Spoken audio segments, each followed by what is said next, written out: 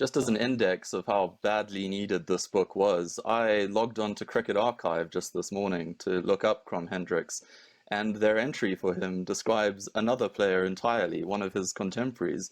I really should write to them and get that fixed. Yes, just on that point, I first wrote about Hendricks. He came to my attention first of all in 1992. I thought at that stage I thought it might be with the anniversary of the first tour to South African tour to England coming up in 1894. I thought it might be interesting to have a look at that tour and so on. So, and of course, once you start reading about that, Hendricks jumps out at you. And of course, what I discovered was that there were a number of reports about Hendricks, but they all had different views on which Right. who he was. They were in the match, the Malay match. There were several Hendricks. There was A. Hendricks who opened the bowling with him. It's Army Army and Hendricks, whom they confuse on the website for Krom, yeah. Exactly.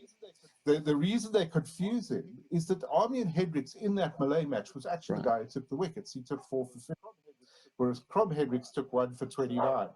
So people automatically assumed it must have been Army and Hendricks. They're even in Roland Bowen's book on cricket, which is the first real kind of significant mention of him in a proper cricketing history, which I think came out in 1969 or 1970. He talks about T. Hendricks, who also played in that game, but was a batsman. So there's been a lot of confusion, and the first article I did in 1992 was called "The Real Mr. Hendricks," and it was about who this guy was. And I think that was the first thing that sort of motivated me, was to try and establish what I could about this clearly extremely important and significant figure in early South African cricket, just nail down who he was. And it took us a long time. Once we nailed down the fact that it was Henry Hendricks, and then it was a matter of trying to find out who he was and find his birth certificate and so on. And we finally did that. I mean, well, and established, what the family background to this was, so that we could identify him in concrete terms. And it was a difficult process to just do that, and certainly that hadn't been something that people had tried to manage.